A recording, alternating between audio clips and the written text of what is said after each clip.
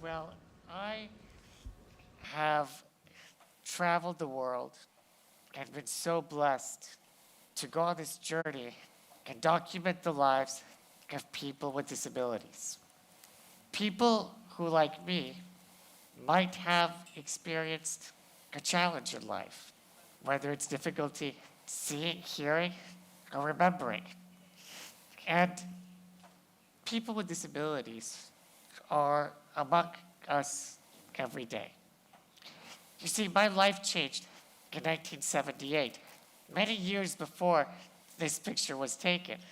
You see, this picture represents a spirit of adventure and a spirit of discovery, a spirit that allowed me to travel the world and try to uncover those factors that limit people's potentials and really challenge us to really fulfill our dreams.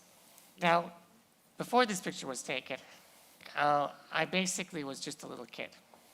And an unlikely doctor's visit resulted in me acquiring polio. You see, in 1978, I received a polio vaccine that damaged my muscles. But it wasn't so much the disease that changed my life, but the way society responded to a child that was different. You see, society treated me like I was a dirty pair of shoes, something to be thrown to the side and forgotten. But this response was more complicated because every school my mother took me to said, "I'm sorry, we can't accept Victor. We can't accept your child. He won't be able to have an education." Society wanted to put me away because society was saying, "Don't put this on us. Don't put this condition. It's not our responsibility." But what this really was about was a denial of human rights, and a denial of human rights that changed the course of my life in a way that I had never previously expected. Now, a lot of that changed thousands of miles away in an unlikely cafeteria. And it wasn't so much the daily slop or the food that was served there that was particularly delicious. It was the attitude of the children and the teachers. And I can give you an example. Miss Deering, in the first day of class, when I showed up, she said to the students, "Students, Victor's a new student. He's going to need help getting to the cafeteria. Whoever volunteers to push Victor is going to get 15 minutes of extra playtime." So all the hands went up, and I became the most popular kid in the school. Everybody wanted to be my friend. Now, that was a huge change, and it didn't cost anybody any money. It was an attitude. It was a spirit of inclusion that changed my life. Because from that day onward, the child that was not to receive an education completes 2 degrees in business administration, political economy, a master's in regional economic development, and a Ph.D. in social inclusion.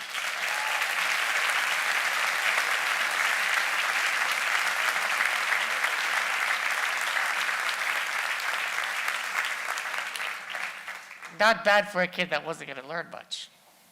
Now I teach, and I teach at some of the most prestigious universities, and I teach urban planning. I teach people on how to think through making cities that really advance the rights and the dreams of all people. I teach about what the cities of tomorrow should look like. But I also teach some very important realities that many of us aren't aware of. For instance, today, 1 in 7 people in the world lives with some disability. Now, although strange life forms may exist on other planets, I can assure you that I did not come from Mars. Meaning that we're here. People with disabilities are your neighbors. They're your friends. They're your relatives. People with disabilities are here to lend a creative spirit and a spirit of problem solving.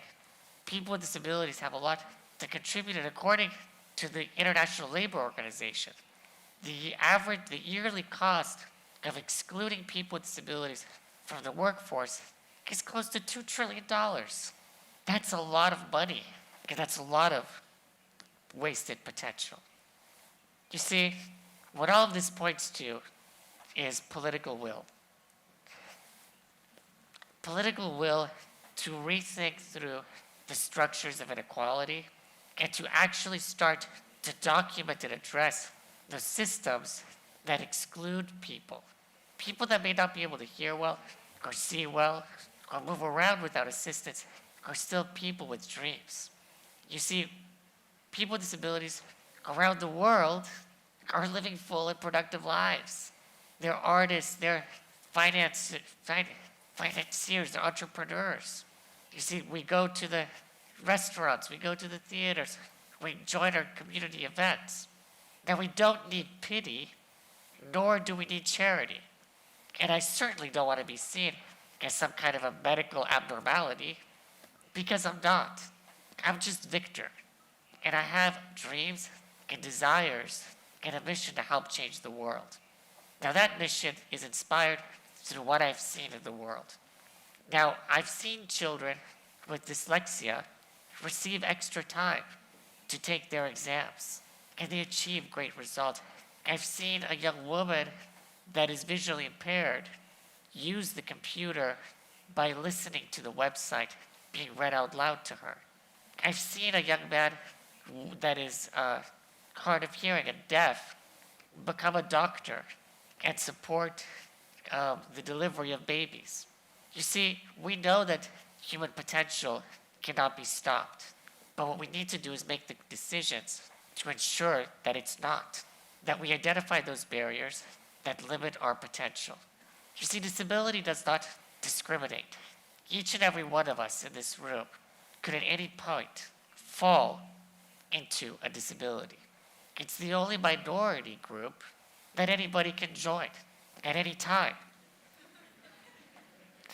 So it's in your self-interest to think this through and to go back to your work or your schools or your communities or your homes and say, scratch your head and say, hey, what can we do to make this place more accessible? What can we do to make this place more inviting? How can we make sure that if somebody visits our store and maybe cannot speak or cannot hear, can still write down their orders or can access a menu in Braille? What can we do to make inclusion happen?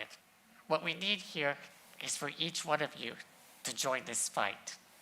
And what I'm wanting to do is to enlist you in working with me to promote equality and justice.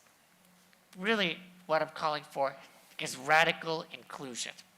And radical inclusion really is about dismantling those barriers, whether there's a couple steps in front of your shop, whether there's attitudes that are negative in your family that you can challenge people to think differently, or whether it's just thinking through hiring somebody at your employment and giving them a real chance to show their potential. Because by doing so, we're actively engaging in ending separation and in ending distinction and embracing acceptance. We're opening a world that allows us all to reach our dreams. Thank you so much for joining me this week.